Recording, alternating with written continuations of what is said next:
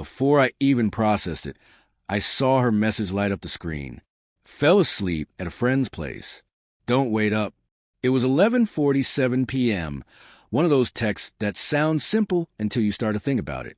I replied, "No problem," and stared at the screen longer than I should have. Something about it felt too smooth, too convenient. But I brushed it off, convincing myself I was reading too much into it.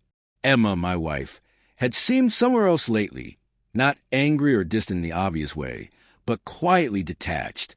We still went through our routines. Dinner together, small talk, polite laughter. Yet something between us had shifted. I could feel it in the silence after her sentences, in the way her laughter stopped short, in her eyes that no longer softened when they met mine. I told myself it was just a phase. Everyone goes through rough patches.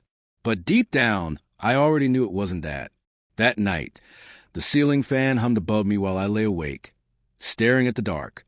I scrolled through old photos, vacations, anniversaries, random days that had somehow turned special. Her smile in those pictures felt so real. So when had that warmth started to fade?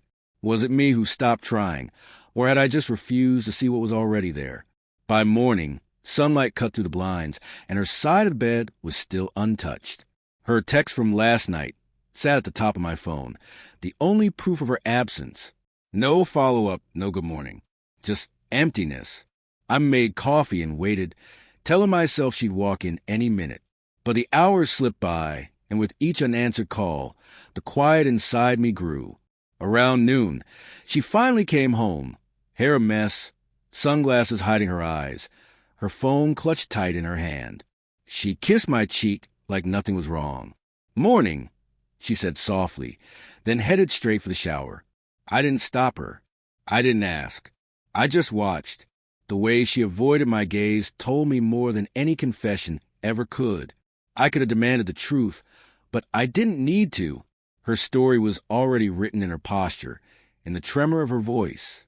Instead, I said quietly, "You must have been tired." She hesitated for just a moment, then forced a small smile and disappeared behind a bathroom door.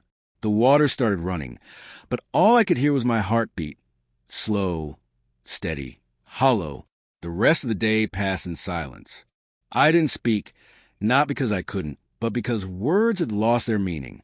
There was nothing left to fix. The cracks had been spreading long before that night. I just refused to see them. As evening fell, I stepped outside for a walk. The air was cool, the streets empty, and every step felt heavier than the last. When I returned, she was sitting on the couch, scrolling through her phone like everything was fine. I sat across from her. She looked up, probably expecting anger or at least a fight.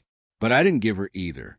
I gave her silence, calm, steady, undeniable. That silence said more than any argument could. She shifted slightly, realizing that her easy lie had cost her something she didn't expect. My trust, my presence, my belief in us.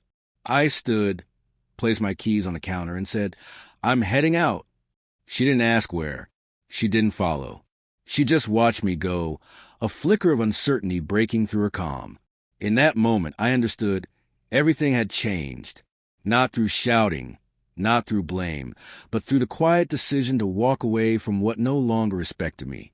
That night, for the first time in months, I slept peacefully, free from doubt, free from pretending. Maybe she'd regret it one day, in the stillness she created. But I was already done carrying the weight of her choices. I had finally chosen myself.